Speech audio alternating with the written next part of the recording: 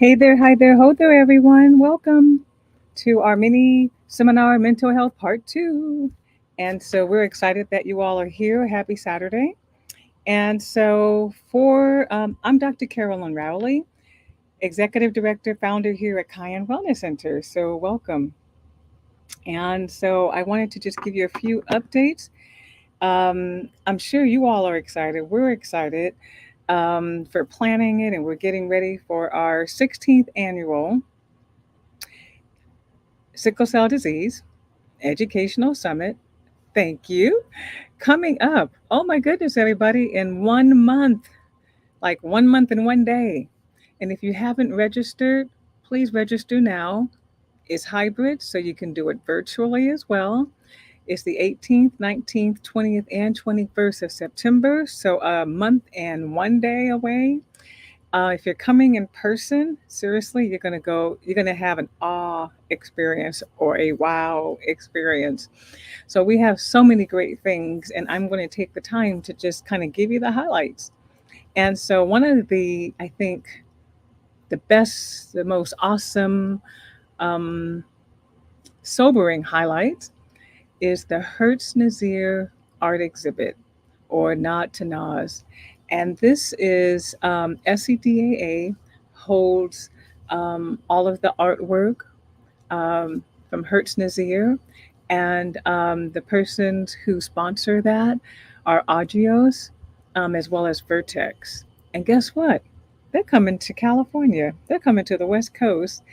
And so if you haven't seen it, as you're going to want to be up close in person to see all the great works that our warrior that we so loved, who was so talented, and sickle cell was his platform as well, in terms of just spreading awareness.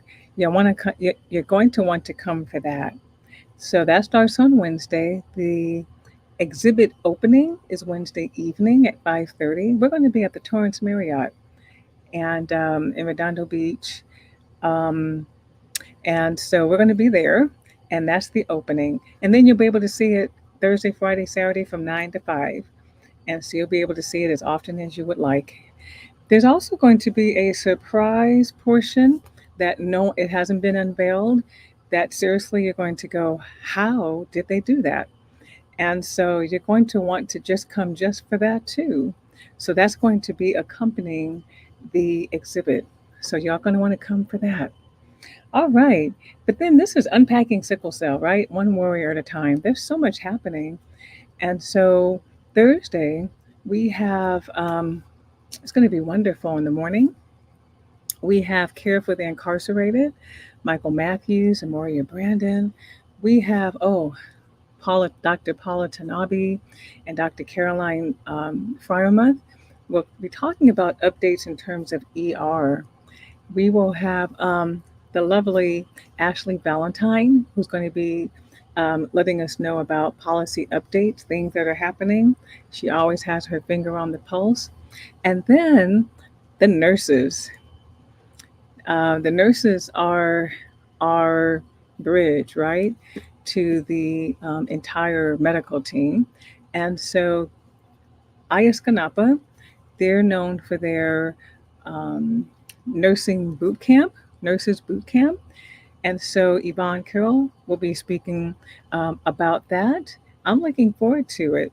I wish I could just kind of peek in because I've heard great things about it. So that's going to be on Thursday. So much more sickle cell trait. Dr. Gaston later on in the afternoon. And then there's Friday. At the end of that day, we have our award and benefit concert. And I think, and we're honoring 70-year-olds, 70 plus now. And so you're going to want to see that. And then Saturday, we have a physician track and a patient track or warriors track. And so it's just going to be really packed as we unpack what sickle cell is, one warrior at a time. All righty. So turning back to our mental health today, we wanted to focus on mental health and movement. Last time we talked about mental health and nutrition, and we had Shirley Powell and Dr. Claudine Matthews. I heard that was like wonderful.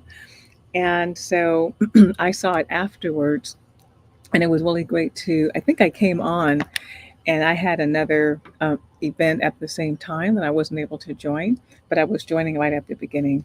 Today is about movement and how incredibly powerful it is, just stretching and what that can actually just do to your bones and your muscles and your tendons, but also your psyche and what's going on.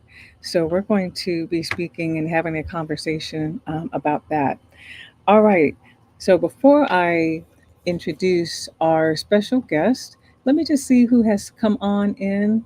So someone, ha- hello, and let us know where you guys are seeing us from, your city and state, country. And so I wanted to say hello to everybody. Okay. So we have a special guest, and her name is Equa Anna Hayford. And she is an MSW, and she's a counselor at Andrews Counseling and Family Resource Center. That name, Andrews, might sound familiar. Well, I think you all know Clayton Andrews, and so she's working part of that counseling center. Also, she has sickle cell disease and a business owner. She has three children, ages 18, 15, and 7. That's a full time job right there. And she also sells promotional products. What I would like to do is bring her on. Equa, hello. Hello. So glad that you've joined us. So, what I'd like for you to do is just continue introducing yourself, and then we're going to get right on into our conversation. Okay. Well, I'm Equa Hayford. I'm 40 years old. I I found out I had sickle cell at birth. My sister was the first one that we found out. My dad had the trait when my sister was born. After she was born, then we found out that my mom already knew she had the trait. My dad just didn't. And then when she came with the disease, then that's how we found out that it runs in our family. So yes, I just finished last year with my master's degree at Clark Atlanta University, and that's when I started doing counseling. I specialize in sickle cell counseling, but I counsel everyone. Um, I'm very humble and appreciative to be here today. I try my best to talk about sickle cell as often as possible because I love to educate people. I feel like people need to know more about sickle cell. Like, this is one of the diseases that's really not talked about, especially in the African American culture, which it should be, especially since it mainly affects us. So I think it's a good thing. I think it's affected my life in several different ways. It's taught me how to be humble. It's taught me how to be appreciative. I sit here today not just for me, but for my sister because she passed away in 2015 with sickle cell as well. So when I present to people, I have her right here on my back, encouraging me to go on because if you knew me before she passed, I was actually a very quiet person and didn't talk that much. Like, she was the outspoken one of the family. So now it's like she's the one, giving me the encouragement to keep going and to push on and to educate people about the disease and to to get some knowledge and understanding about it. Can you share with me her name, please? Her name is F.Y. Hayford. Equa and Efwa. Yes. All right. Okay. So, in honor of Efwa, thank you. Well, so today's discussion, there's several things that you just unpacked, even in your bio, and that is how sickle cell has shaped you. And today is about mental health and movement, and how, just like nutrition can impact, movement can also impact. So, can you share with us a little bit more about that impact? Yeah. I cannot lie. When my sister passed away, 2 months later, my dad passed away. it was hard. When I mean it was hard, it was days I didn't even want to get out of bed. It was days that I just laid there. And to be honest, it did affect my sickle cell. I was in the hospital almost every other week because I was doing very minimum movement. I wasn't eating right. I really wasn't doing much because I was suffering from depression. And in order for me to become more mobile, I had to work through my feelings. I had to work through my mental state. And it's not an easy thing. When people talk about healing, healing to me is like a roller coaster. You're going to have your days where you up and you're going to have your days where you're down. But as long as you keep going, like you're still going to get to where you need to go. We all have good and bad days. So I had to take it as, it was a healing journey and it took a while. It took a while for me to get back to being me. And what it also took was me actually forcing myself to get up and do better.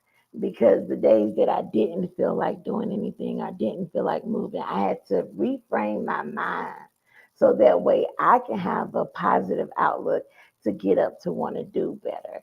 And honestly, when she passed away, is what made me decide to become a counselor. So that's when I went back to school to get my master's degree. And I was suffering due depression in my first year of getting my master's degree, and it was hard. I wanted to give up a lot. I had people telling me to give up a lot. So it was hard, but I pushed through. And I can say I learned that from my mom. My mom has taught me how to be the strongest woman imaginable. So I learned how to, even though the days that I didn't feel like getting up and moving, I got up and moved anyway. And those were actually the days that I felt the most successful. Because at the end of the day, I was like, even though I didn't feel like doing it, I did it.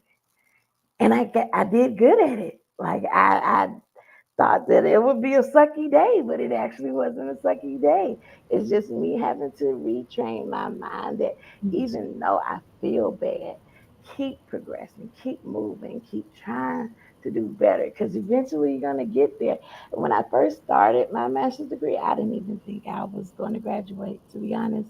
I thought eventually I would get bored with it, tired with it, drop out, but I kept motivating myself. I was like, you did the first semester. You got all A's. Everybody told you that you was gonna fail out, but you got all A's. You got a 4.0. You did it. And that was your hardest year because I had just moved down to Georgia. So I started school 20 days after moving. I didn't have my house yet. I had to put my kids in school. And everybody was like, you need to sit the school year out and just go focus on everything else. And I was like, no, I'm not doing it. I'm going to keep going.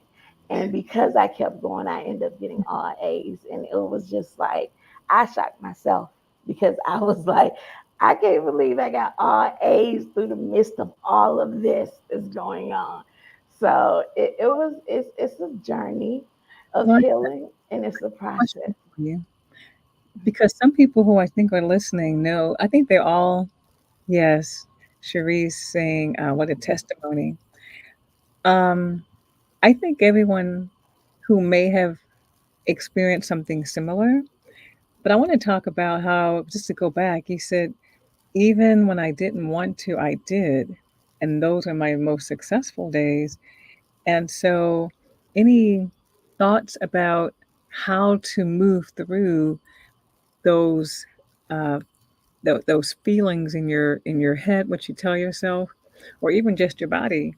How do you Right, work through getting up anyway and moving when you just don't want to? And some people will say, justifiably, you don't have to right, because you're grieving and you were grieving twice.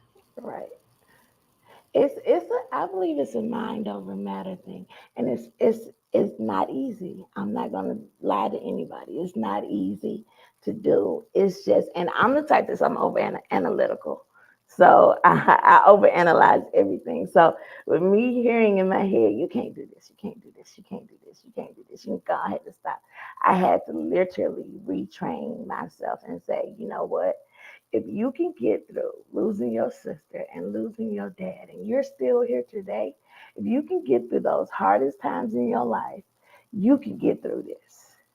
If you can get through going through a sickle cell crisis, I had COVID one time. And when I tell everybody when I caught COVID, I felt like I had jumped off a building and survived. My whole body was in torture and pain. And even the pain medicine they gave me was not working. And I tell myself, if I can get through that, I can get through anything. Because when I mean, I couldn't believe the amount of pain that I was actually having to feel and deal with, and the medicine wasn't even working. So it was days of all day pain in every part of my body. Is if I can get through that, I can get through a simple day of going out and exercising, then going to work, and then coming home and taking care of the kids.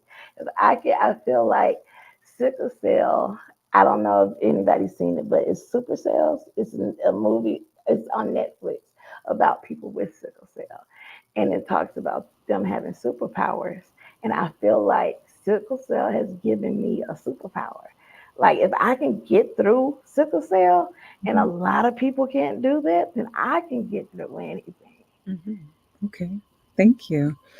And so I'm hearing that, like you said, you had to retrain your thoughts, Right, and I think it can be easy for folks to give in to the negative right, because that's so easy, right. and you'd be surprised how many people will allow you to stay there Yeah, and commiserate, right? right, Then, but to be able to talk yourself through changing that and turning it around right. so that it's more of a I can do. Let me just take this step. Um, and so Angela Wyatt says we definitely have super. We do. We do. And so, and I have not, I've yet to see that Netflix show. I haven't seen that. So thanks for actually sharing that. It's a really good show, and it's about sickle cell, and that's what made me watch. Is everybody kept saying, "You got to see this show. You got to see this show." And at Oh, first, I was apprehensive because I was like, if they're displaying sickle cell the standard way that people display sickle cell, I'm gonna be offended because the way that they make it seem is like we can just tolerate this pain in the healthcare system. But they actually showed, how even sometimes the healthcare system don't care as much as they should well, you in know the show. what? Okay, that's a whole nother. That's that's not even another session. That's another encyclopedia. Right, right, Britannica, 28 volumes of talking about the medical injustice. right, Seriously. And I think those who are in the hospital either now have been, um, they're in the hospital for months, or they go back and forth because they're just not their pain was never taken care of. right. A whole nother that's a whole nother podcast show Yeah. by documentary, everything. So you're right. You're right. And Angela, I hope you get better. I'm Yeah, praying for you. definitely. So I do want to go back though to movement and the importance. And so let's talk about movement and and mental health. So I want to plug again. Um, I want to plug. I believe in therapy. So you guys may have heard the campaign. So we're plugging I believe in therapy. They're actually going to be at the summit as well. That was began by Dr. Marjorie Dejoie Brewer, Heather Avant, Carly L. Cole, and with SEDAA. And so they're going to be at the summit speaking about the I Believe in Therapy campaign because it does, therapy works. And I also want to real quick plug that at Kion Wellness Center, we have for the past few years now, no cost to you if you live in California, for you, the warrior, for your caregiver, for your children, for people in your family. We have no cost mental health counseling, no cost health coaching. And because sometimes you just need a little coach to help you to, you're saying, I want to eat better, but sometimes you just need somebody to kind of help structure that for you. And, or homeopathic, naturopathic. These are no cost to the warriors and their families here in California. So, all right, back to our program. We're going to talk about the movement and the benefits and how that can help mental health. And so, what do you do? I mean, sometimes it can be as simple as, like I was saying earlier, stretching or walking. What did you do? Well, what I do for movement, I do walk around my neighborhood. I don't do a lot of walking because honestly, I like to exercise. But the thing is, my sickle cell don't like to exercise. So if I and I'm the type that I don't realize I'm going too far because I like to do it until the next day, and I'm like, oh, I can barely walk. Yeah, I should have done less. Yes. So it's I have to do like baby steps and work my way up to it. So normally I just do walking, and I also do like meditation and things of that nature to try to kind of help with movement. Okay. Um, so you're right. Let's kind of pause there. You're right that people have to find, I call it their sweet spot, to find out what they can do versus what they want to do. Right. Because as far as I'm concerned, everyone needs to move. Yeah. But the difference then is the discovery of what you want to do and how much your body will allow you to do Yeah. before you, um, sometimes you have to train. But it could also be because someone has hypoxia and not know it. And so that may need to be discovered and diagnosed, or other issues, complications. But movement, there's no there's no complication that will prevent you from at least moving your body. Right. But I think it's like you said, you have to find that sweet spot of because I enjoy it, but then how is it going to affect me Yeah. on the walk back? Um, did I go too far? Like you said, Yeah. so I think it's finding that sweet spot of being able to do. I like to hear from the audience as well what it is that you all do in terms of movement. I mean, I can share as well that I like to walk, but I've discovered that I no longer I no longer can walk in my neighborhood because I actually have huge inclines, very steep inclines, right? So um, I can walk down pretty well, but sometimes it's about going up, and I got to take my time. So I kind of discovered that. But if it's flat, it's not an issue. Um, so walking flat surfaces, where there's no inclines, easy peasy. But I like to hear what other people are doing as well. Oh, and I also do um, Pilates, and I do Pilates and gyrotonic. So do that a couple of days, and like to try to get a walk in. When you're busy, it's a little bit challenging, but try to get a walk in. And even they say, even if you just can do 10 minutes, is fine. 15, however much you can actually fit in. So anything else you want to be able to share about that? I also like to do dancing as well. Oh, Like I okay. like to cut on some music, dance, and clean up. I like to do that as well. And that's actually great exercise as well. Um, oh, okay. So along with walking, okay. And so um, along with walking, the viewer. All right. And then let's see. I wanted to see someone else mention. Trying to see if anyone else talked about what they like to be able to do. So let us know what type of exercise that you all do, or movement, stretching, or yoga. All these things are part of movement. I know that at our summit years ago, a few years back, we were,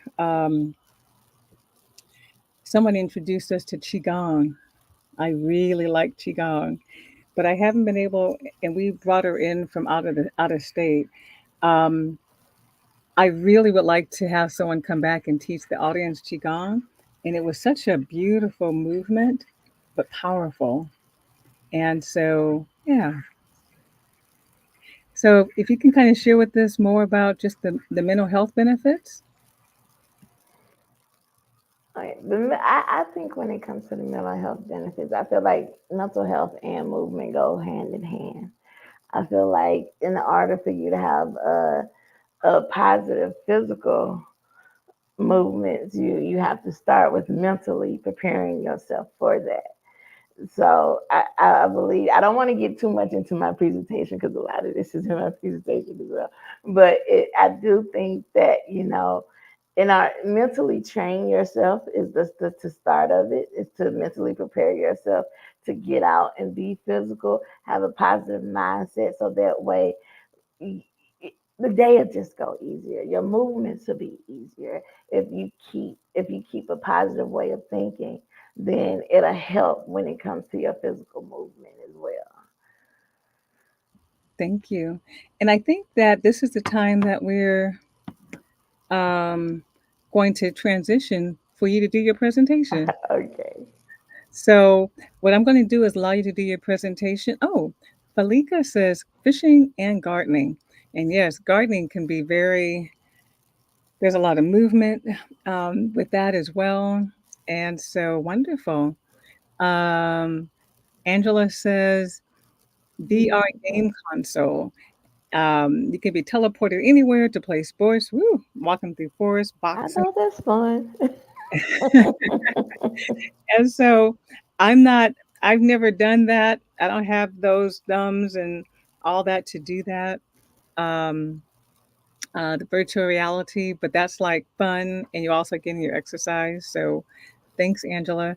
So what we're going to do is, Equa, we're going to allow you to do your presentation. And again, everyone who's listening, feel free to send in your comments and questions, and then we will answer those throughout. Okay. My name is Equa Hayford, and I'll be talking to you today about sickle cell and movement. What we know. We know that sickle cell anemia is a genetic disorder that's caused by the red blood cells becoming, misshaped, and it leads to blockage in the blood vessels and can reduce oxygen delivery to tissues. And we also know in order for someone to have the disease, then they have to get the mutated gene from both parents. It also brings along pain as well as exhaustion, as we know. Um, some of the symptoms of sickle cell is a sickle cell pain crisis and sickle cell crisis, as some say. When sickle cell moves throughout the small blood vessels, they can get stuck. They can cause the blockage of blood flow, which can cause pain. Pain can last from a couple of moments to a couple of days, a couple of weeks, sometimes even a couple of months. And we all know that it can be painful.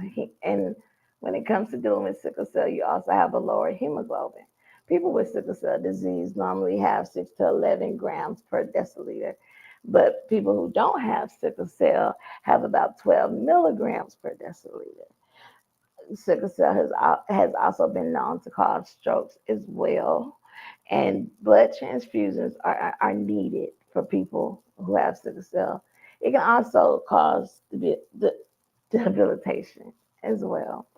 Now, when it comes to mental health and people with sickle cell, there's things such as PTSD, as depression, and we also need to talk about men and mental health as well.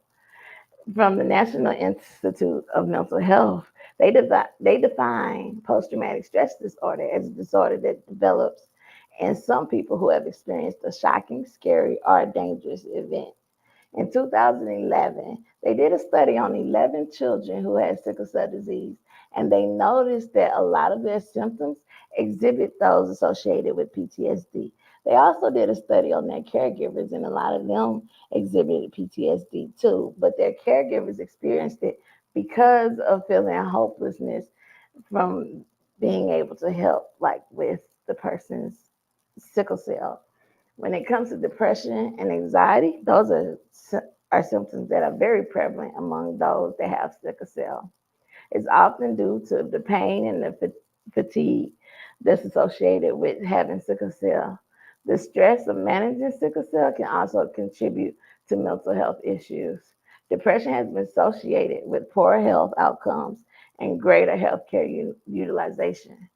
Therefore, preventing and treating depression is critical for enhancing the quality of lives with those with sickle cell. Now, men are not absent from having mental health issues as well.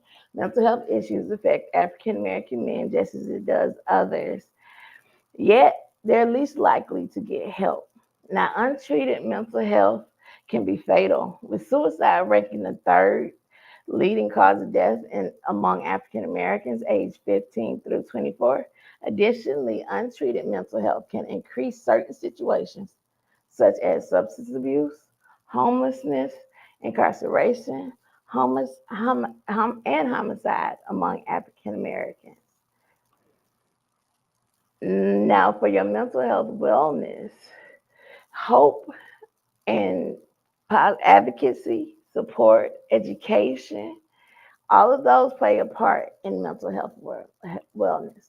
Hope is believing that you can get and maintain wellness. For personal responsibility, it is up to you to take care of your own personal wellness and for you to take care of your own personal responsibility of your life. You are the expert to your life. I often tell people nobody knows you like you know you. You have to be responsible for every aspect of your life. Educate yourself on your illness. Learn all that you can about it so that way you can make good decisions about your treatment, your lifestyle, your career, your relationships, your living space, your leisure activities, and all those aspects of your life. Get to know you. Learn what makes you happy and learn when you're not feeling well. Also learn coping mechanisms for the times that you're not feeling well. You can utilize them in time of a crisis. Self advocacy is very important too. One of the main rules that I learned at Clark while getting my master's degree is to advocate for yourself. And trust me, as a quiet Southern girl, it took me a while to learn how to speak up for myself. But you got to do it with courage, persistence, and determination. Expressing yourself clearly and calmly until you get what you need for yourself. Have you seen the video of the little girl that's trying to buckle up her seatbelt and her dad tries to help her and she say, worry about yourself, worry about yourself.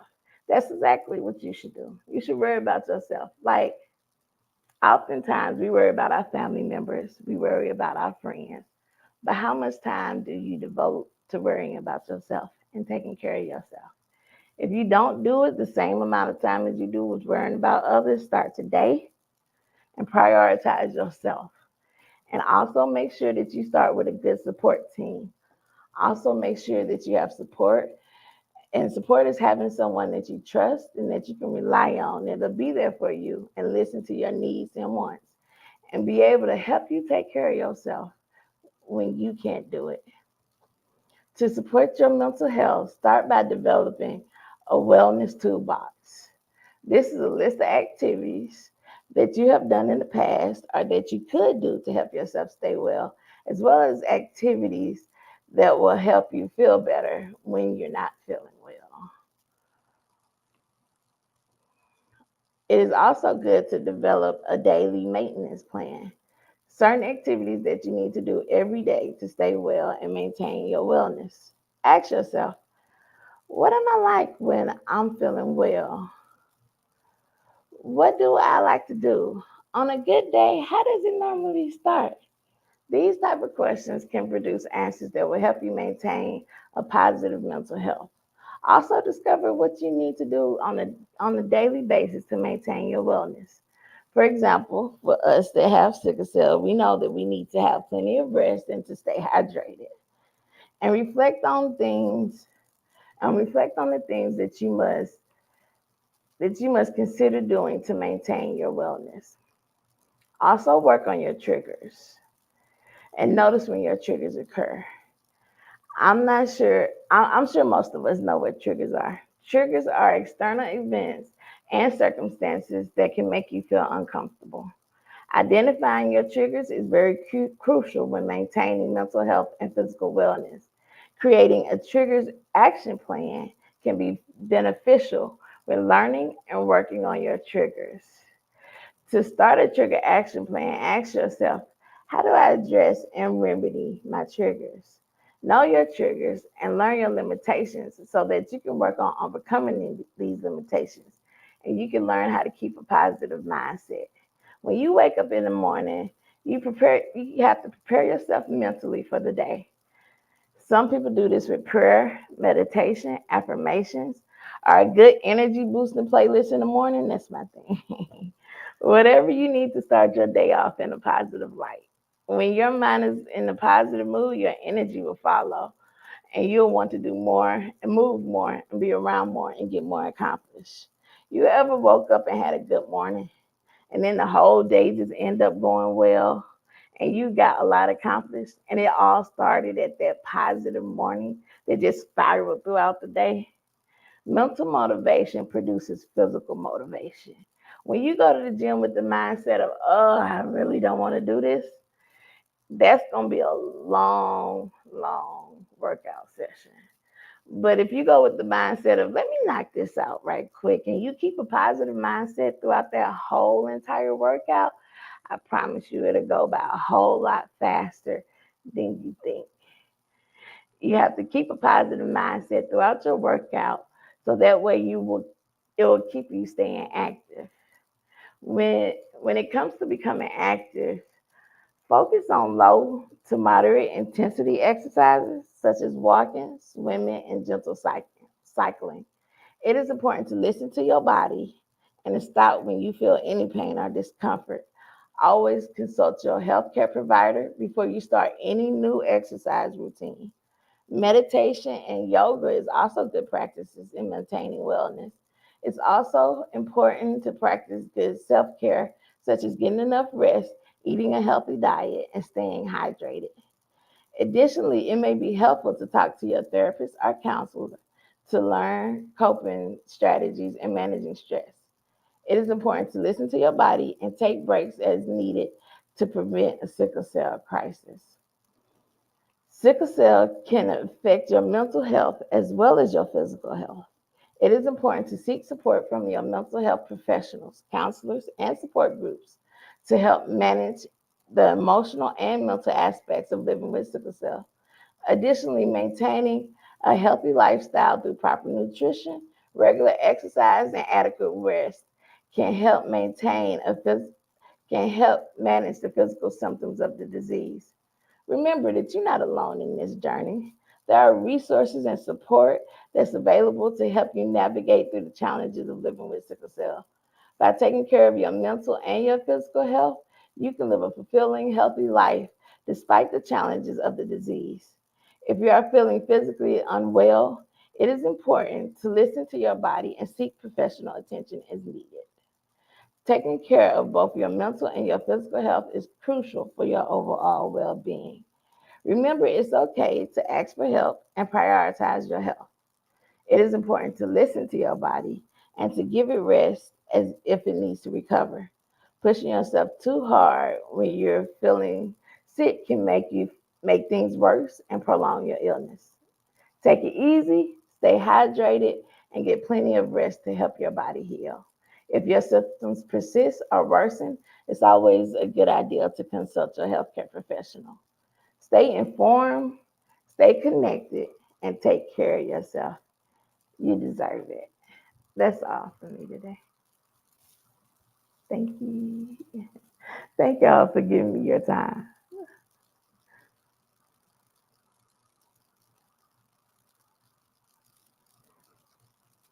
I can't hear you. I had still unmuted myself. I said, thank you. And I said, so these are some pearls of wisdom that are so helpful. And I think both for sickle cell warriors and caregivers, as you had actually mentioned as well. So let's kind of, if we can kind of review back on a couple of your slides, because it was, let's talk about the triggers. I only hope that people know what their triggers are. Right. Seriously. I hope that a person has discovered, and that doesn't mean, because, I'm not into boundaries, doesn't mean we can't do anything, but I'm hoping that people have discovered what their triggers are, whether it's physical, external, whether it's internal stress. I'm hoping that people have finally, again, found that sweet spot to know this is the breaking point, this is what may occur, and this is how to avoid going in. And then, of course, you know what? Sometimes sickle cell just happens. Yeah. We're going to say something. Yeah. I think as you get older, you especially with sickle cell, you learn your triggers. When I was a whole lot, when I was in my 20s, though, I really didn't know. I just did whatever. When it happened is when it happened, and I would take my break and get right back out there and keep doing whatever I was doing. But as I got older, I had to realize you need to realize when your body's acting up, so that way I can prepare myself for Yes. like the days to go by. Now I'm so good at learning my triggers to the point where I can schedule out my hospital visits. So I know, like, okay, now I feel my body's about to get sick, and on whatever severity level it is, it can let me determine if I'm gonna get better or probably need a hospital visit. So Okay. I'm very good now at knowing my triggers, but when I was in my 20s, it was a totally different story. Well, and I think that all of us would agree there are pain episodes that happen just like that, no warning. And then those that I think what you're saying, more of an aura, something that can lead up. And then I'm hoping that we could do something to actually turn that around as well. And like you said, finally say, "Oop, let me stop, let me hydrate, let me put my oxygen on if you do the oxygen, let me put the heat on, let me do something to see if I can get ahead of it to avoid," right? And so I too hope that you all are not going to wait till you get older to figure it out. Please don't be like me. I had But a whole lot of unnecessary crises that I could have avoided. okay. And so, let's talk about the mental health aspect though, because sometimes I think when it's out of control, I'm using that word on purpose, but when the person is going back and forth, back and forth, back and forth, that does take its toll. And and if we don't even know what that's due to, if it's due to the hospital not really getting on top of it and discharging early, um, if we don't really know what's going on, that actually has an impact mentally. It really does. And it can spiral into depression, feeling suicidal, because no one wants to live their life in the hospital. So, again, there are reasons for wanting to avoid going by knowing one's trigger, by knowing what you can do food wise, nutrition, movement wise. Um, so, I'm going to share, I'm going to look up the lyrics, but, I think you guys know the name Celine Dion, right? And the singer. And she recently has a Amazon movie out um, to talk about her physical condition. And so it's she has a stiff body syndrome. And so, and in that documentary, she allows them to video an episode. It's very, very painful. and she's stiff, can't move, and she sings a song, and I'm going to look for the lyrics while we continue, because I thought it was appropriate, um, the lyrics that she's actually saying for our community, and just for anyone who's dealing with um, a mental issue. So I'm going to look for those lyrics.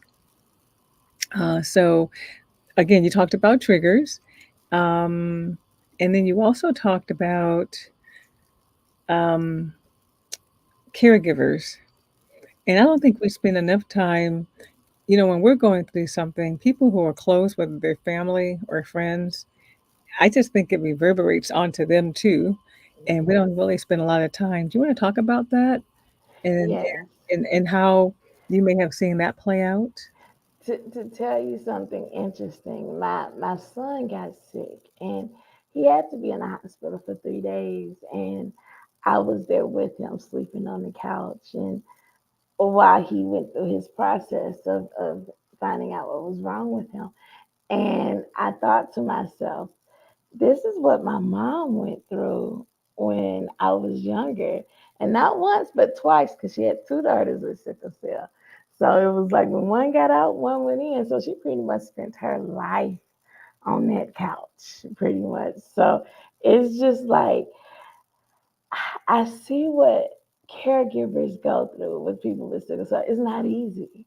It's not easy having to sit there and watch somebody in pain, knowing that you cannot do anything about it. Even if when you try to yell or put up a fuss, you get the angry doctors and the nurses. Like it's very hard for you to even advocate for that person as well. So it brought a whole different another light and made me respect my mom a whole lot more for the simple fact that caregivers go through a lot of having to watch us get sick and having to sleep on that couch because it's hard, it's not comfortable, and having to alter your life with work and taking care of somebody that's sick. And sometimes you gotta, for me sometimes it's to the point where I need somebody to cook for me. I need somebody to help me, walk me to the bathroom. It's like having to do all of that on top of your daily responsibilities as well can be tough, and it can be hard. And that's why caregivers also go through PTSD and depression as well, because they feel like I'm doing all of this and it's still no change. There's still no benefit. And I'm feeling helpless that I can't save them. So, it's a whole different aspect, and it's a whole different appreciation for those that help people that have sickle cell. I'm in agreement. So I think the mental health portion extends to everyone Right, in this community. right. Everyone. So again, I believe in therapy because I've been sharing. It's like you need to be in the in crowd and have a therapist. You don't have a therapist, you're in the out crowd. And so everyone needs to be able to just it's okay. Just like everything else in terms of your body part, and you go and get someone to assist you, you see a specialist, same thing. No one's saying it has to be for a lifetime. It can just be for that moment. It can be because of that loss, that grief. Right, It can be just in terms of, you know what, I I think I don't. A person can say I don't have healthy ways of coping, and I right, want to develop healthy ways of coping so that I don't fall into this spiral all the time. right. And so it can be just for that. And I Um, tell everybody, I'm a counselor with a counselor. Like I'm the first okay, one to advocate for counseling. I like that. Go get counseling, go get help, because I don't feel like we were out here meant to do it alone. I feel like we're supposed to have somebody there to be a support system for us. Okay. So go get counseling, go get help. This world is not easy, and it's Well, only getting harder. So well, go find somebody to talk to. well, part of the reason why we advocate for people doing it is because we don't want to wear out our friends and family. That's right. Okay. So Right. they're there for us, but at a certain time, it's just nice to have a professional who's neutral, Right. compassionate, but Right. neutral that can actually walk you through some of these things or just listen well, for you to be able to, figure out some of the dynamics that's going on. Right. So, for warriors and caregivers, um, believe in therapy, reach out and discover therapists near you, close to you. But there's also virtual therapy. That's a lot more, since COVID and the pandemic, that's available even more so now, telehealth. Let me put my plug in. If you're in Georgia, Andrews Counseling and Family Resource Services, we're working on getting Ambetter and Medicaid approved, but we do have Blue Cross Blue Shield. Hold Okay. on, let me give you the names. I have them written down. Okay. Mm. We do have Athena, I think Cigna, Blue Cross Blue Shield, and UHC insurance that we can cover United for right Behavior, now. United Behavioral Health. Okay. So in Georgia, Um, they have Andrews Counseling Center and taking some insurance. Of course, in And California, throughout California, it's no cost to the warrior and the family. So I found the lyrics that I wanted to share. You all may have heard the song, but in viewing her documentary, I thought the words were intriguing. And so it says, the chorus, you don't have to move a mountain, just keep moving. Every move is a new emotion. And you don't have to find the answer, just keep trying. The sun will rise again, the storms subside again. This is not the end. Should I repeat that? yeah, that was a good quote. Yeah, especially not the end. For her chorus, because you don't have to move a mountain, just keep moving. Every move is a new emotion. Truly, it is in terms of just making that first step. And you don't have to find the answer, just keep trying. The sun will rise again and the storms will subside again. And so, again, I find that very powerful because sometimes people can be stuck literally in that moment. And the purpose of today is just to move, just to move, take that first step. Someone said, I just don't like exercise. But like Equa just mentioned, by you just saying that and then doing it, it just won't be a pleasant experience. So my thought is, I know I used to help, her name was Linda Williams, and she said, I just don't move. I said, well, we're going to get you to move, right?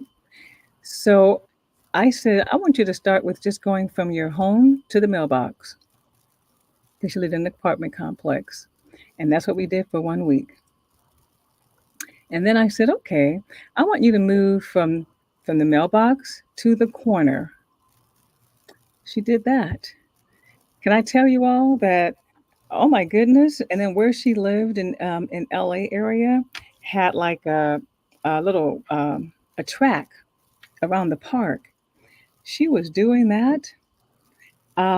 She was looking forward to it, and it just changed everything because she just made that her first move was just going. I didn't make it hard. Just go to you, pick up your mail every day and come back, and we're going to count that. And then move it a little bit further, and then a little bit further to where she actually wound up. We were working on weight loss at the same time and nutrition. She lost 50 pounds. Everybody, Oh wow, thank you. that's So how. I'm not saying that you need to lose weight, but I'm saying for her, it just changed everything. That first movement. I will always remember Linda for that because she did not move. And so just those small steps led to this quiet revolution. in her body, and so and to better health. So I'm just sharing. It does work. Movement helps. It just releases those endorphins to help you feel a little bit better and see things a little bit clearer, I think. It does. And then when you start with slow moving, like as long as you keep moving, like even if you're feeling hard and you're going through depression, just keep moving. As That's long as you don't stop, then that's okay. Even when it comes to accomplishing a goal, just don't stop. Even if you got to take baby steps, even if you have to crawl, crawl. Because once you get back up and you turn around, you're going to see that you did some distance. Even though it was crawling and it took you a little bit longer, you still made a difference. So keep going with whatever you're doing. Keep, even when it seems like it's hard, just keep going. And then once you get to the end goal, you're really going to be like, that was hard, but I did it. yeah. I did it. Thank you. Thank you. David says, always encourage yourself daily. And I'm going to say yes. I co sign on that. Always encourage yourself daily. You know, you have a choice to tell yourself some negative talk or positive talk. Right, I prefer the latter. I prefer the positive talk and to walk in that um, versus the negative. But you have right. a choice. You have a choice. So let's see what we have. We haven't checked in with the audience, and let's see what they always have, what we have. Um, so we have always encourage yourself. Okay, thank you. Um, anything else, Equa, that you'd like to be able to share regarding movement and mental health? The main important key factor is to always try to keep a positive mental health. As Mhm. long as you have a positive mental health, then it's going to transform the rest of your body. You're going to want to do more. You're going to want to be more physical. You're going to want to get out and do more things. So start with your mind, then work with your body. So it all starts up here. And once you have the mental thought of, I'm about to do this. Like I'm really setting out to actually do this and start Yeah, accomplishing your goals. It's gonna work with the movement. Like you're gonna be like, yeah, and once you start seeing yourself get better, you're gonna be like, yeah, now I want to do more because I see I can do that. So let me see if I can do this. Now let me see if I can do this. But but it all has to start with your mental first. It but let's starts talk with about positivity. no. Let's talk about that because we heard you say earlier there were some people, friends, family, that didn't want you to Right. do certain things, and so how does and I think people in the audience could attest to there are some I don't think people are trying to be mean, but there are some naysayers Yeah. and so who are not supportive. Right. And then unfortunately there are some people who may be negative. Um, but people who are not wanting you to do certain things, it could be they're, afraid or what have you. Yeah. How do you manage that? Because that's real. You just said it for yourself. People were saying, not now, don't Right. do that. So Right. um, you're trying to not go down that negative path and you're not getting support for the positive that you're Right. putting in. So, how do Right. you manage that? That's real. How I dealt with that is I said, watch me prove them wrong. Watch me show them that I can actually do this. And just because I have sickle cell is not going to stop me. And it was my motivation to keep going. It's like the shirts and the sayings that says your only competition is the person in the mirror. So I think of it as like, look, the only person that can stop me is me. The only person that can make me fail is me. So if I fail, I can't say, oh, that person told me I shouldn't do it. No, because that person's gone living their life. This is my life. I'm the only person that have control. My personal responsibility to myself is to make sure I succeed. So I look at it when people tell me negative things, I say, watch me prove you wrong. And that's what I do. I literally had a professor in college that got upset at me for having sickle cell, and I had my two children in college as well. And she was like, "You out so much, you're not going to graduate." And I said, "Watch me graduate." And she tried her hardest to make sure I didn't graduate. And I graduated anyway. And when I walked across that stage, I screamed her name so she can look at me as I walked across the stage to show you, even though you told me I wasn't going to do it, I did it.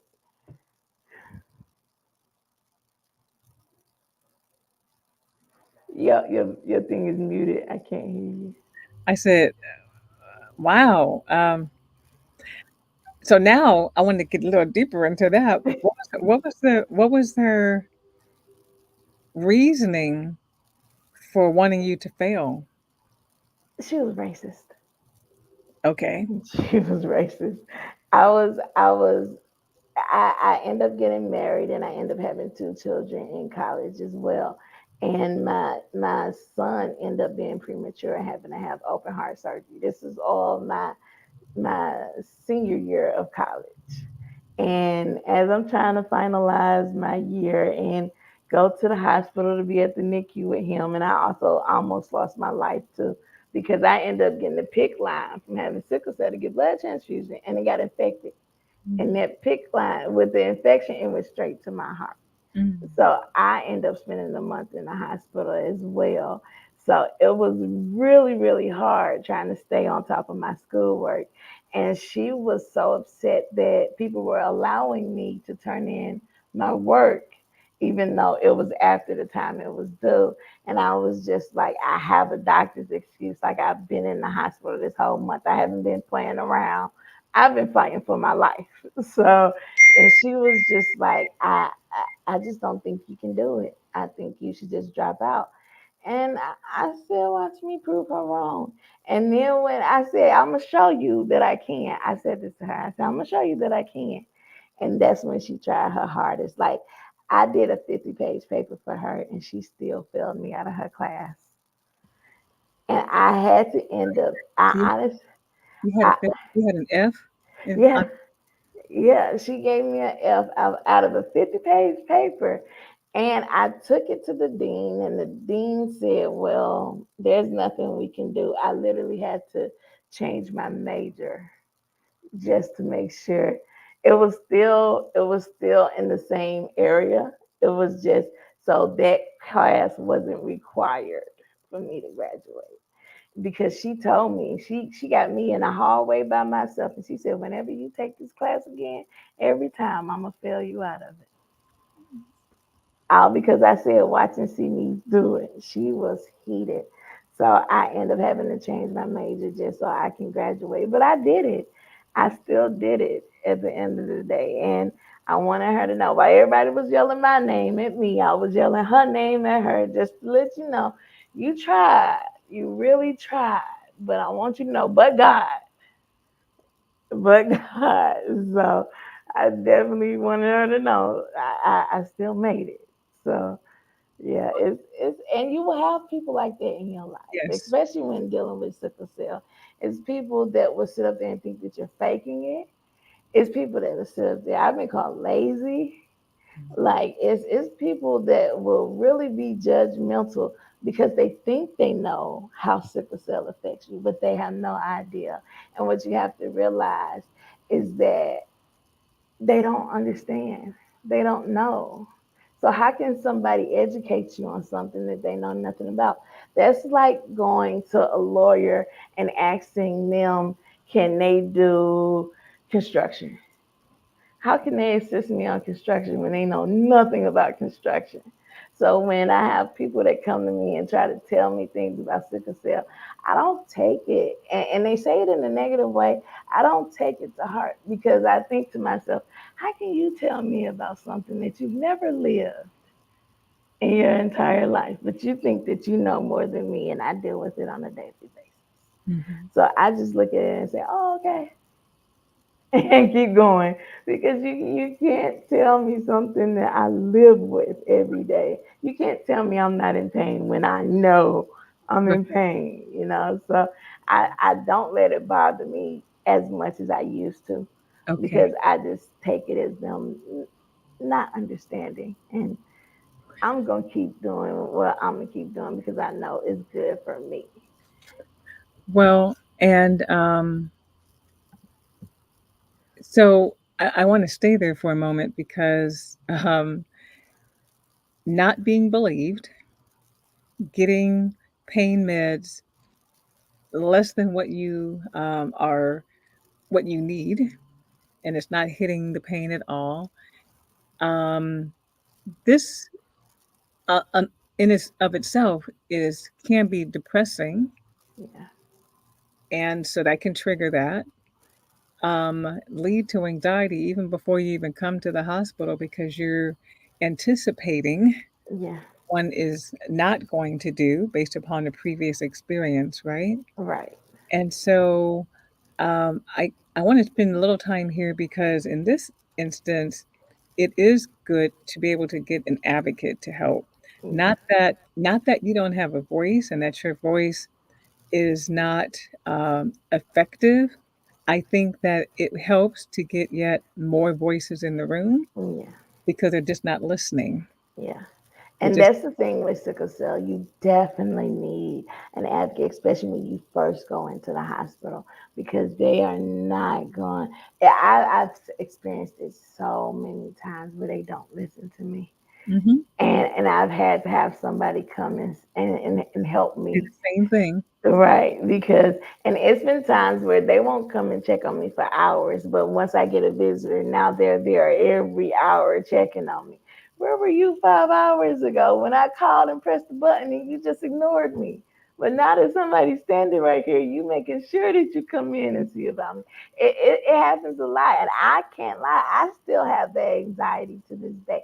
I Yes, have to mentally process myself to get ready to go to the hospital yes, because here is is is really hard for healthcare here, and a lot of doctors don't believe that you're actually hurting, and it literally gets they will push you to the point of where, and I what I mean by push you is they will push your pain crisis because they'll say that you're not hurting to the severity of you feeling like you about to lose your life before they realize, okay, now she's actually hurting. Let me give her something. Even I just got out the hospital a week ago, okay, and when I went in, they did not give me my normal pain medicine, and I had to say, "Can you please look at my chart and see what works for me?" yes, And they said, no, it's too late. You're going to have to wait to the doctor in the morning. And luckily, the nurse that came in the morning time knew me all too well. And she was like, I already talked to the doctor about upping your pain meds. And I was like, thank you.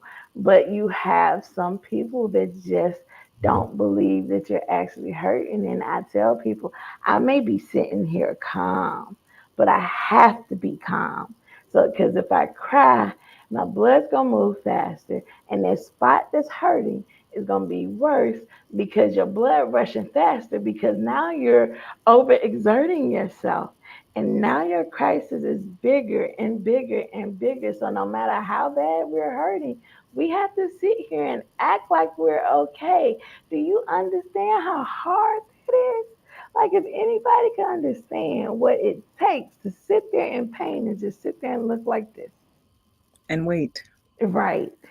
It's difficult. It is difficult. I tell people we the best actors there is because if you can only really know what was going on in this body, Right. everybody in this hospital would know what's going on with this body. But I have to be calm. And but you said something that I think is relevant. You said I have to mentally prepare myself before I go. And I think many people would agree that they don't just hop up when they have their pain episode, no matter where it is, whether it's in, AVN in the shoulders or hips or what have you. I don't think anyone just pops up, ooh, let me go to this place that treats me well, Right, or that treats me not well, rather. right, So people take the time, and then when you finally go, I share with people. you also have to find that sweet spot of not waiting too long, because if you're at a 15 out of 10, then they can't even understand what you're saying. You can't even speak. Right, Definitely, you need an advocate. But then warriors will say, but then if I go when I about an 8 or a 9, they're not believed right, because they can right, manage. And right, doctors will say, you don't look like other people who have sickle cell. You're not crunched up in a ball, crying and wailing. And right, not all of us do that, right, right? Some are more stoic than others. So it's again that it can be quite anxiety provoking of not knowing just the right time and uh, the right what they're looking for to convince them right, that I truly am in pain and deal with this. right. And So, mhm, And here we have two hospitals. You have Grady and you have Emory. Now, right, Grady, they have their own sickle cell ER. So you go to the ER, the sickle cell ER in Grady, in an hour, you've seen the doctor and you're about to get your pain meds.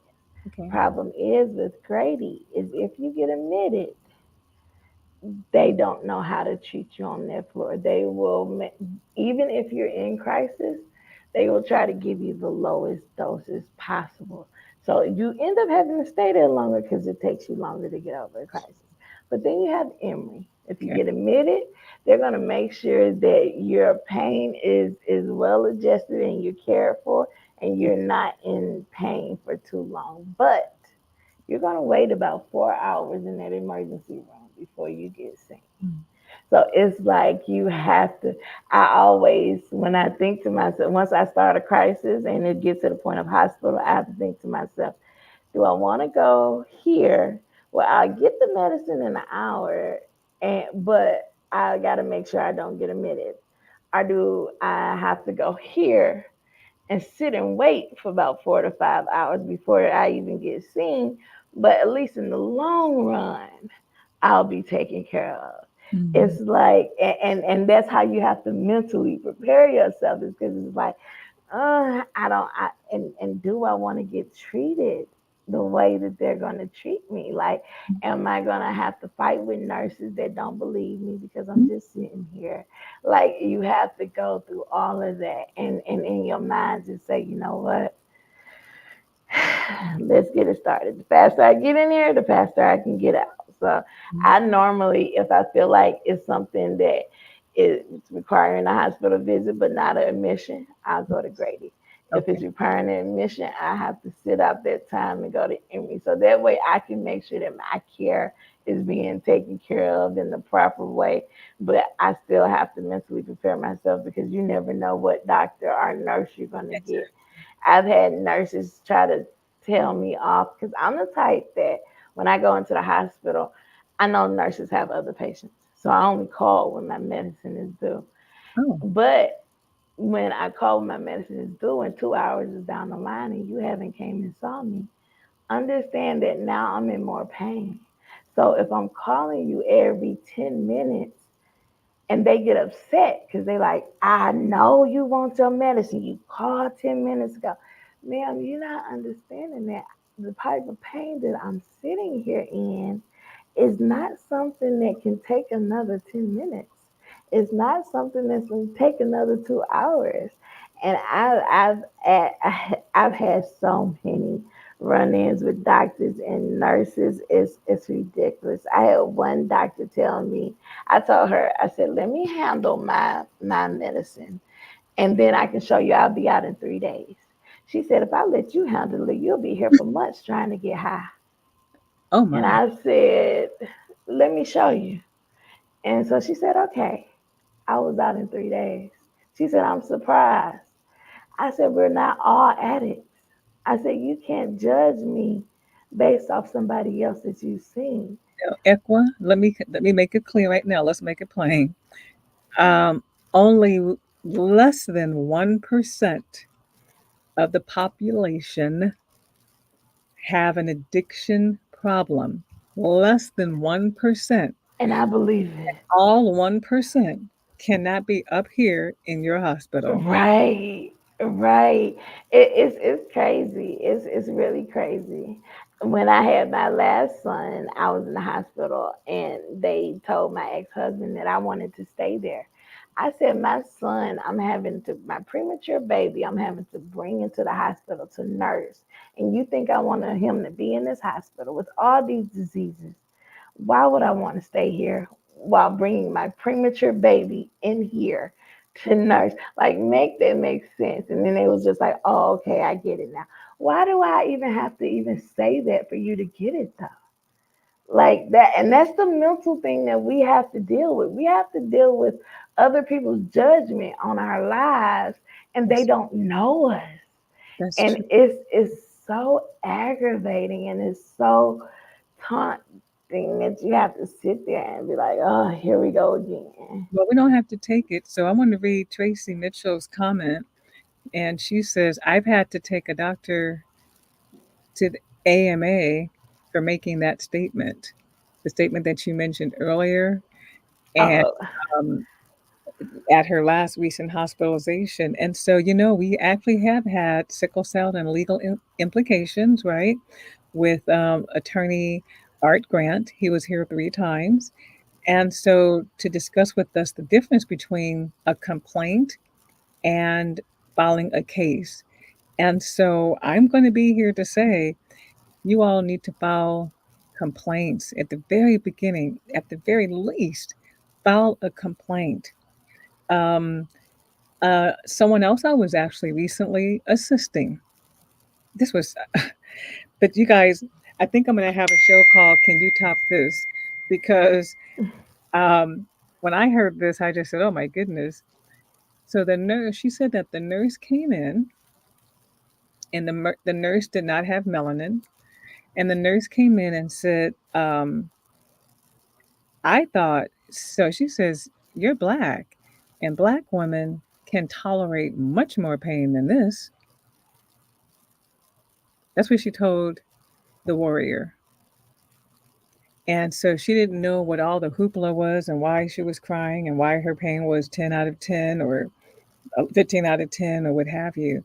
So we asked her team, to file a complaint against that nurse.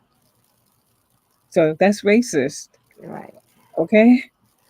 right, That's based upon slavery and beating the slaves because they could take it due to their skin, how thick it was and the color of the skin, and people can take it. So that's what that statement was about. So I know that you all have so many things you have to contend with, but what I'm saying is please take it up a notch to send a message that at least here, I'm not going to allow you to say any old thing to me, um, in pain or not in pain. But this is a professional, supposed to be a professional nurse, and you're making statements unfiltered. And so this is I'm agree with Tracy, and we said this before, file a complaint at the least. File a complaint when their statement is truly racist. right. File a complaint. Yes. Okay.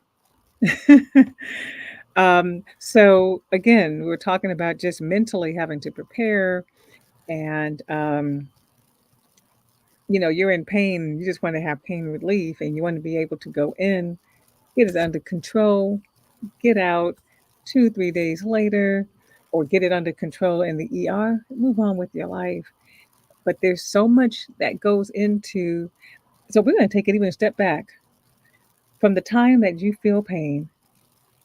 And right there, I think that there's some mental, Anxiety. yes, because at that point, you have to then ask yourself, is this one that I could get ahead of? Um, is this one where I'm going to have to go?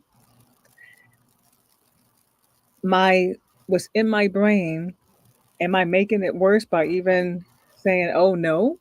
Because I had this discussion with some young men, And we talked about, so when you find out that when you feel that you have a pain episode coming, what do you say? I wanted to find out. And they said, "Oh no." I said, "But do you know that oh, for everybody, oh no means something just happened bad, you know? But the baby tosses the the plate of spaghetti, on the floor. Oh no." Or this, oh no always means it's not a pleasant thing. It's like, oh my goodness, what's going on? So right there, your brain is, this is negative. And I said, I'm not saying have a party, but can we change the oh no? Because I that it can lend itself, right? So what do you do when you have the aura and you hope, pray that you can get ahead of it? What do you start doing? And then what do you do when you know that this came on all of a sudden? It's already a 9 and you have to go. My goal is not to say, oh no. I don't say, oh no. I say, seriously, okay, what am I going to do? Meaning, not because I'm confused, but how am I going to manage so that it's as short as possible and we're getting right on it? It is not an oh no, but I understand that because of the past. But if we can retrain and then just kind of take a step back and then just realize, so what can I do? If it's one of those that you can kind of get ahead and stop what you're doing, get home and rest and hydrate, put heat or whatever, wonderful. If it's the kind that's all of a sudden, bam, then gather your emergency bag, make sure everything is in it. And again, I'm going to say that I've been saying this for over 25 years. Don't go to the hospital alone. If you can help it, don't go alone. It's so nice to have someone be there and to advocate. It makes a world of difference them seeing you by yourself and seeing that somebody's there that can record. I don't mean on your phone, that can record what's going on, and they can take names. So I'm putting it out there. Thoughts? That's good advice because there was times that I've been by myself and it's taken hours to get treated, and there's times where I've been with somebody and I've been seen quickly and they make sure that they take care of me. So I really do think there is always good to have a support system. It's always, especially with sickle cell, it's great to have a support system. That person is going to run out to the nurse and say, "Excuse me, it's been overtime. She was due Yes. 15 minutes ago." Yes. So you have the person who's mobile. Right. Seriously, it makes a big difference because you're in the bed, can't Yeah, move, or it's difficult to move rather, and you have someone who's mobile. So that makes a big difference. it does. Um, so in terms of now we took a step back, but now that you're in that we're talking about movement, and I don't know how people feel. I know that some people are able to, if the pain is not in their hips or knees, they're able to move. So what's your take on movement while you're in the hospital? What I I haven't really explored that. What's your what thought? I do is I walk around the hall. It all goes in a circle. So I walk around the hall and they have a little waiting room. I go to the waiting room, get some ice, get some coffee. I don't really drink coffee, so I just get like the tea or cocoa if they have it, and walk back to try to stay mobile. I end up having surgery back in April, and they were telling me that the I was it was taking me so long to get better because I wasn't mobile. I ended up getting depressed. It was a week before my daughter's prom, and I was like, I haven't got her dressed and I'm still stuck here. I'm gonna miss my baby prom. I was thinking she gonna have to come in her prom dress to see me in the hospital. That is gonna be so like everybody gonna say she pretty and is beautiful, but at the same time, I wanna be there to see her off. So I went through depression and I stayed in that bed for about 4 days and did not move. They told me to be mobile, but I didn't move because I was so depressed and ready to go. And I had to get to the point where I was like, I gotta move. Like I gotta move. In order to get out of here, I gotta move. So I got up and I started walking about 3 or 4 times. After matter of fact, it was probably about 4 or 5 times. A couple times around that circle, 4 or 5 times a day. And I was like, okay, I gotta keep doing this because the more I keep doing this, the more they're gonna let me go. And they could tell me I can get ready to go. That's actually what it took for me to leave the hospital. Once I started walking more, Yes. 2 days later, they told me I can go home.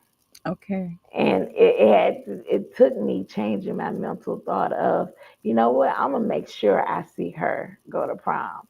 I'm gonna make sure I'm a part of the process. I'm not about to sit here in this hospital bed and she has to come to me. So I'm about to start walking. Okay. So I had to change my mind in order to get up to actually move, in order to get better, so that way I could go home. And I think so. I like that. I also think that you had something that motivated you. Right, And so my hope is that everyone has something that motivates them. right, So that was another factor, was that motivation. yeah, But again, you're being very honest and transparent. I was depressed and I didn't want to move. And that's what winds up happening when you're depressed. You become so immobile, and really this cocoon, and you don't move. And right, not doing that means that you're not even taking deep breaths.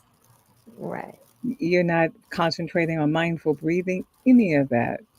So movement, along with movement, is mindful breathing, being aware, and but depression is real, and yeah, this is what it can lend itself to. But let's talk about motivation and hope, because you did mention hope in your presentation. right. So there are some people who will say, "I'm all alone." I think that you can find hope in a lot of different ways. Learning a new skill, reading a different book.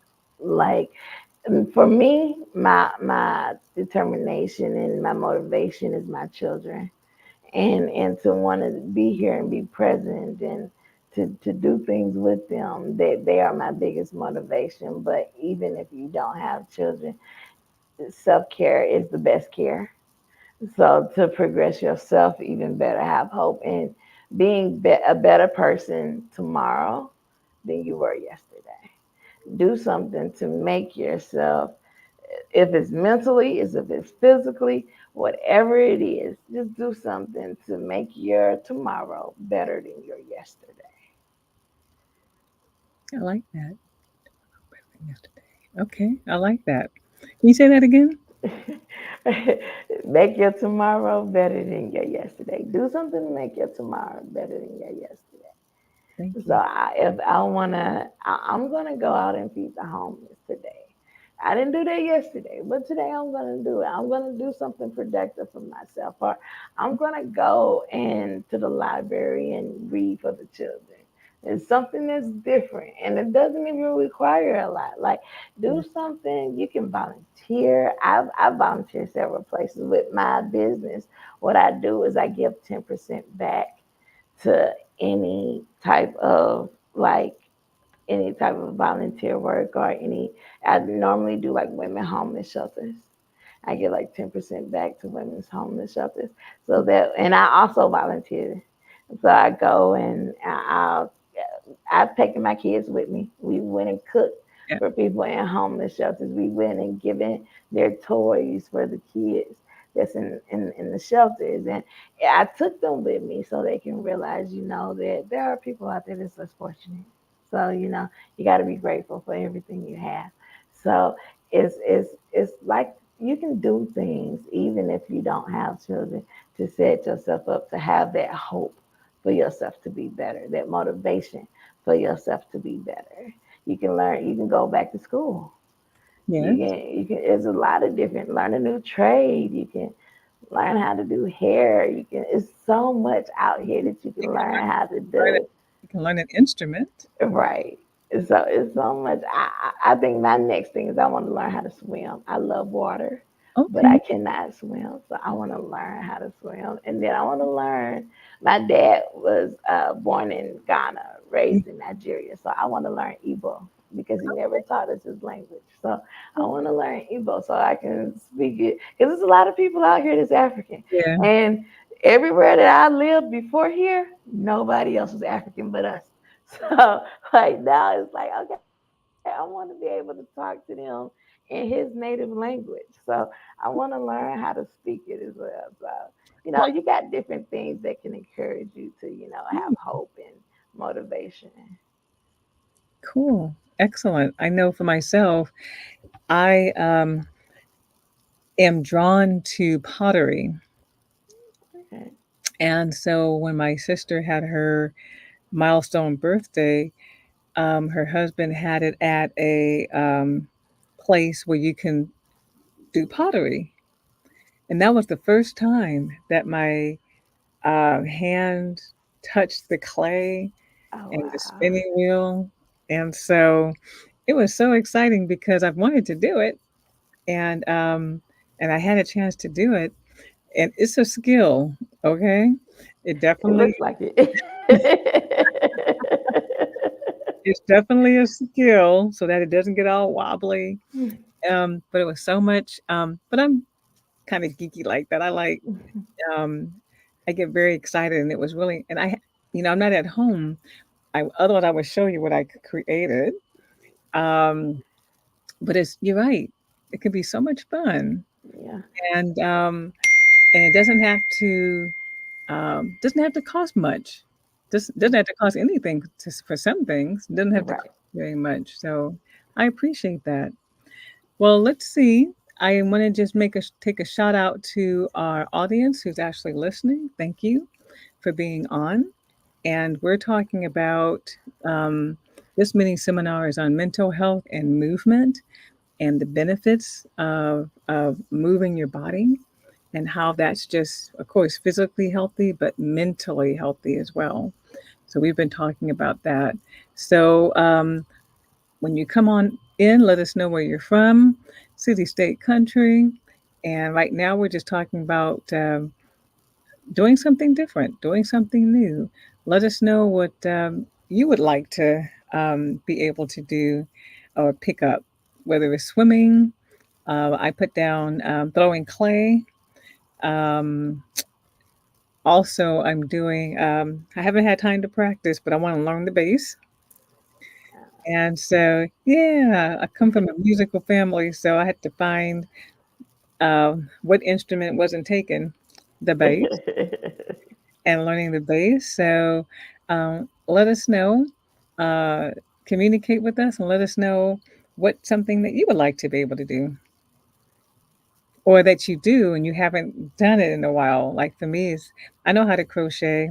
Um, haven't done that in a while. Ah, all right. Etta says like to paint and crochet. Beautiful. Thank you.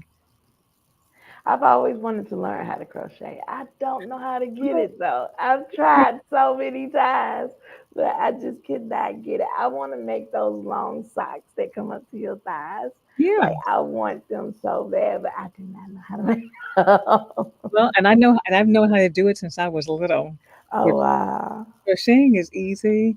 Knitting, I know how, but it takes a little bit more effort.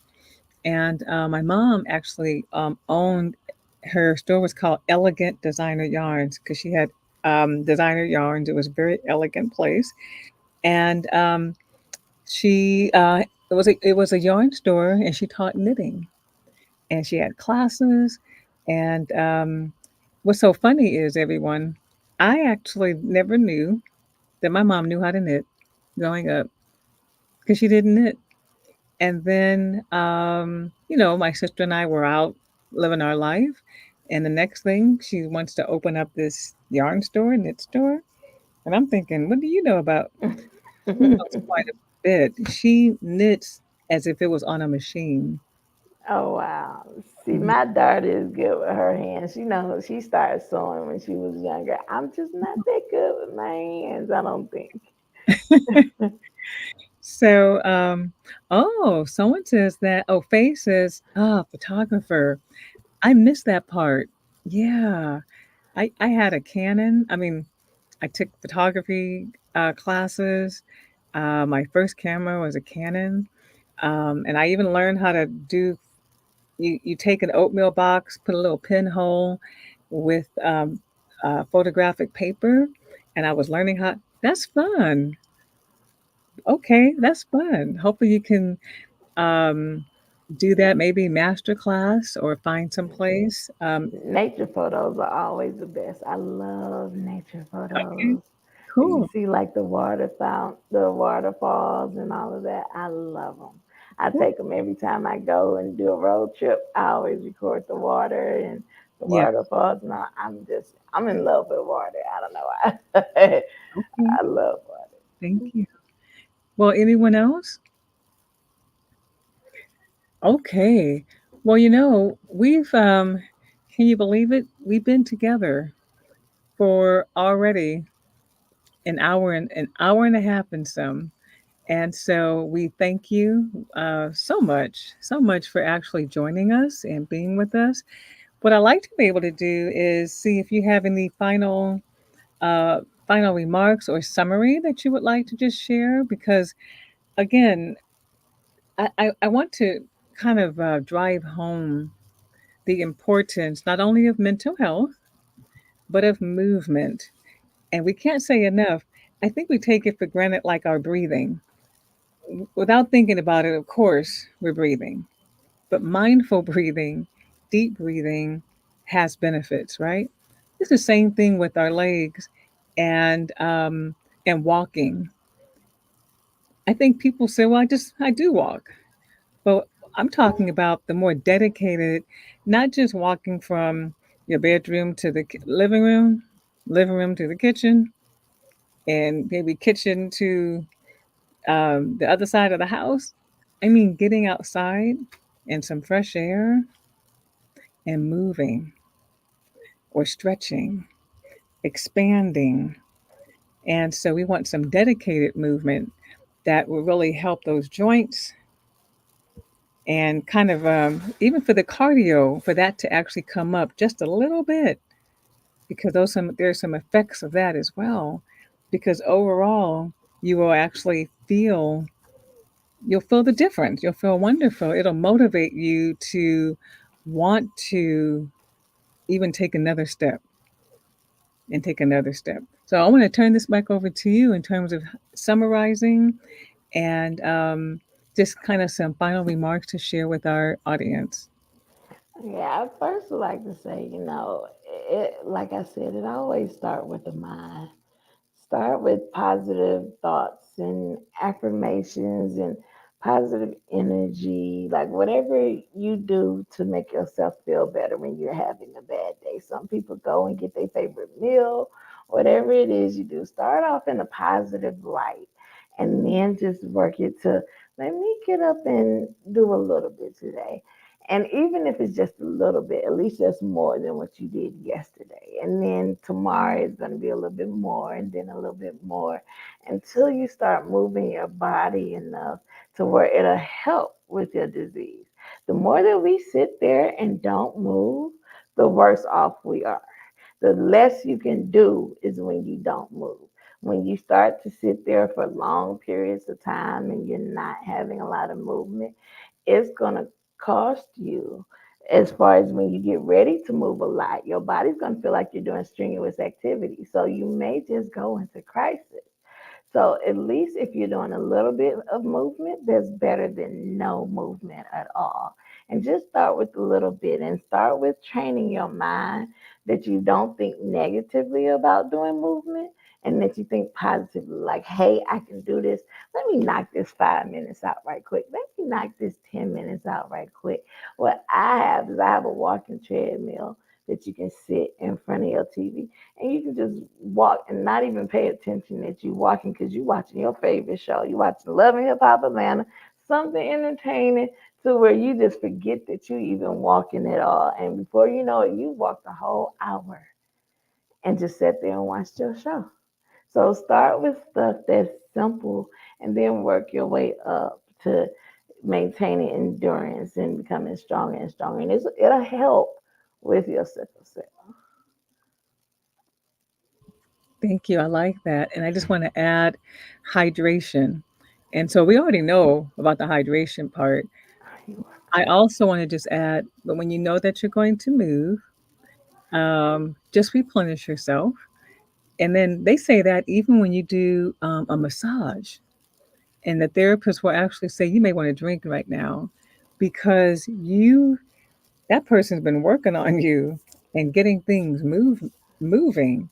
And they always, if you've had a massage, they always say you may want to hydrate right now. They encourage it.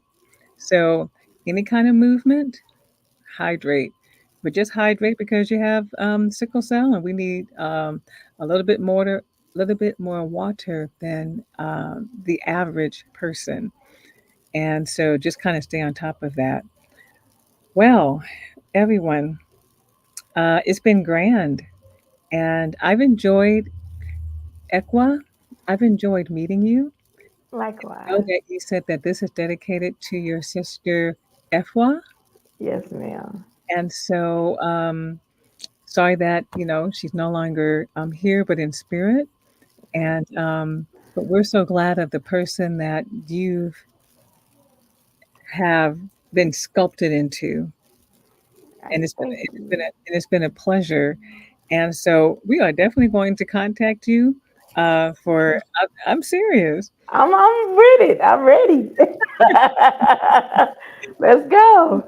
of course. And so what I want to be able to do, everyone, is remind you of our upcoming, even though it's been 18 years in the making, that we've been doing it for our 16th annual Sickle Cell Disease Educational Summit. It's in California. It's in part of LA, which is in Torrance. It's 4 days, September 18th to the 21st. Register, register, register. The time to do it is now. It's hybrid, so you can actually participate virtually. It's in person, so register now so that you can seal in your hotel. They've extended it to Wednesday, so register now. And I had shared with you all, if you, most of us know Hertz Nazir and his work. And if you're one of those, you'll want to be there because the Nod to Nas Hertz Nazir art exhibit is coming to California. Never happened. We don't know if it'll return. You'll want to be there. If you have not heard of Hertz Nazir, now you may have actually seen his work for the most part. And so we invite you all to look him up. He's no longer with us, but in spirit. Yet I'm really excited about this. And that's on day one. And after that, we're going to be unpacking sickle cell by looking at not only self care, looking at ER, care for the incarcerated, what's going on in terms of policy and legislation. That's really important because that determines where the money's going to go, okay? In terms of services, Medicare, all of that. And so it's chock full of a lot of information during those 4 days. But the most important thing is it's about community. And we're going to see each other again in person or virtually. And so this is the time to connect with others. Some people actually have not met somebody with sickle cell. And so now's the time. Now's the time to do that. We're also going to be talking about gene therapy. And so we know that December 8th of last year, um, that was something that occurred. The two FDA approved gene therapies came to being in that space. And so we'll be talking about gene therapy, speaking with people who have gone through it, people who are hesitant, and we'll just be speaking, just real talk about what's going on with these modifying therapies and gene therapy. We'll have doctors talking about from their perspective about sickle cell disease. I'm looking forward to that because I'm hoping um, that they can see things from our eyes right? Do they see things truly from our eyes? But I want to know Right. what they're thinking. What are they thinking and feeling? And how can we help them to get it right? So, again, um, in a month and a day, we have our 16th annual Sickle Cell Disease Summit. And with that, I do want to thank everyone for spending your Saturday morning with us. Thank you. I'm Dr. Carol Unraveling, Executive Director and founder here at Cayenne Wellness Center, who we just love serving the community in many, many, many different arenas in different ways, different topics. If you have a topic, let us know. And we would like to be able to explore that and then have that be presented during a mini seminar like this. And we've done quite a few, like I mentioned, the brain, sleep, care for the incarcerated, diversity, and of course, mental health. All right. Well, Ekwa, thank you so much for your time. If you can just kind of hang out with this a little bit after, and then everyone else enjoy the rest of your afternoon. And so, peace and love. Thank you.